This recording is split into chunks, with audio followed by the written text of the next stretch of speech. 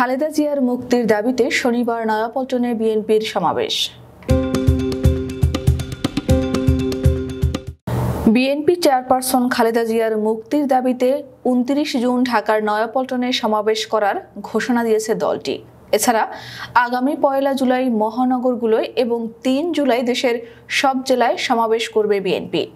আজ বুধবার বিএনপির এক যৌথ সভা শেষে দলের মহাসচিব মির্জা ফখরুল ইসলাম আলমগীর প্রেস ব্রিফিংয়ে এ কর্মসূচি ঘোষণা করেন। ঢাকার নয়াপল্টনে সকালে মির্জা ফখরুলের সভাপতিত্বে দলটির এ যৌথ সভায় স্থায়ী কমিটির কয়েকজন সদস্য, কেন্দ্রীয় ও মহানগর কমিটির সম্পাদক মণ্ডলীর সদস্যরা উপস্থিত ছিলেন। সমাবেশের কর্মসূচি ঘোষণা করে মির্জা ফখরুল বলেন, খালেদা জিয়া গুরুতর অসুস্থ, যে কোনো সময় তার জীবনহানি হতে পারে, কিন্তু আদালতের দোহাই দিয়ে তাকে উন্নত চিকিৎসার সুযোগ দেওয়া হচ্ছে না। সে কারণে তারা এখন রাজপথে কর্মসূচি নিয়েছেন। এর আগে মঙ্গলবার রাজধানীর গুলশানে বিএনপি চেয়ারপারসনের রাজনৈতিক কার্যালয়ে সংবাদ সম্মেলন করেন দলটির মহাসচিব মির্জা ফখরুল ইসলাম আলমগীর। সেখানে রাজধানীর এভারকেয়ার হাসপাতালে চিকিৎসাধীন দলের চেয়ারপারসন বেগম খালেদা জিয়ার মুক্তির দাবিতে কর্মসূচি ঘোষণার কথা জানান। গতকাল বিএনপি মহাসচিব বলেন, গণতন্ত্র পুনরুদ্ধারে বিএনপি চেয়ারপারসন খালেদা জিয়ার অবদান, সংগ্রাম ও আত্মত্যাগ সাম্প্রতিক গণতান্ত্রিক বিশ্বে অতুলনীয়। খালেদা জিয়াকে পরিকল্পিতভাবে মিথ্যা মামলায় সাজা প্রদান করে রাজনীতি থেকে দূরে সরিয়ে দেওয়ার লক্ষ্যে এই হীন চক্রান্ত করছে অবৈধ সরকার। শুধু রাজনৈতিক প্রতিহিংসার কারণে তাকে বন্দী করে রাখা হয়েছে, যা সম্পূর্ণ বেআইনি এবং সংবিধান বিরোধী। এই মামলায় জামিন পাওয়া তার সাংবিধানিক অধিকার। খালেদা জিয়া দীর্ঘদিন ধরে বিভিন্ন জটিল রোগে ভুগছেন জানিয়ে মির্জা ফখরুল বলেন, চিকিৎসকেরা তার উন্নত চিকিৎসার জন্য বিদেশে পাঠানোর সুপারিশ করেছেন। দলের পক্ষ থেকে তাকে মুক্তি দিয়ে বিদেশে পাঠানোর দাবি জানানো হয়েছে। এমনকি পরিবারের পক্ষ থেকে ২ বার তার বিদেশে চিকিৎসার অনুমতি চাওয়া হয়েছে, কিন্তু অবৈধ সরকার তাদের ক্ষমতাকে চিরস্থায়ী করতে তাকে হত্যার উদ্দেশ্যে উন্নত চিকিৎসা থেকে বঞ্চিত করেছে। অনতিবিলম্বে খালেদা জিয়াকে নিঃশর্ত মুক্তি দাবি জানাচ্ছি। এদিকে গত শুক্রবার থেকে সাবেক প্রধানমন্ত্রী খালেদা জিয়া ঢাকায় এভারকেয়ার হাসপাতালে চিকিৎসাধীন।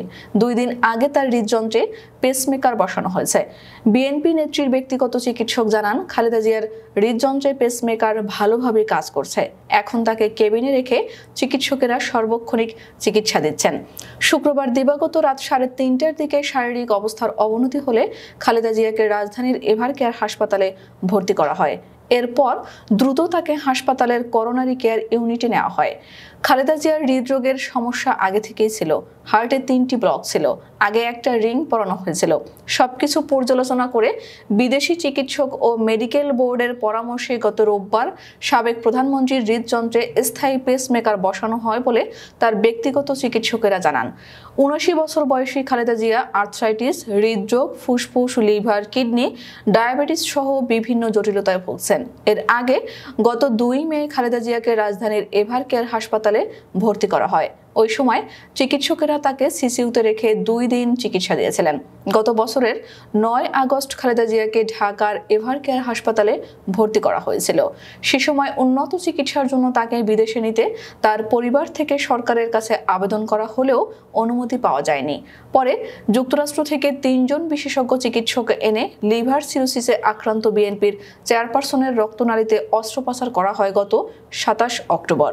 তার স্বাস্থ্য কিছুটা স্থিতিশীল হলে সে দফায় ৫ মাসের বেশি সময় চিকিৎসা শেষে চলতি বছরের ১১ জানুয়ারি তিনি বাসায় ফেরেন। খালেদা জিয়া দুর্নীতির ২ মামলায় সাজা পেয়ে ২০১৮ সালের ৮ ফেব্রুয়ারি কারাবন্দী হন। ২ বছরের বেশি সময় তিনি কারাবন্দী ছিলেন। পরিবারের আবেদনের পরিপ্রেক্ষিতে সরকার এক নির্বাহী আদেশে খালেদা জিয়ার সাজা ২০২০ সালের ২৫ মার্চ স্থগিত করে তাকে শর্ত সাপেক্ষে মুক্তি দেয়। তখন থেকে ৬ মাস পর পর মুক্তির মেয়াদ বাড়াচ্ছে সরকার।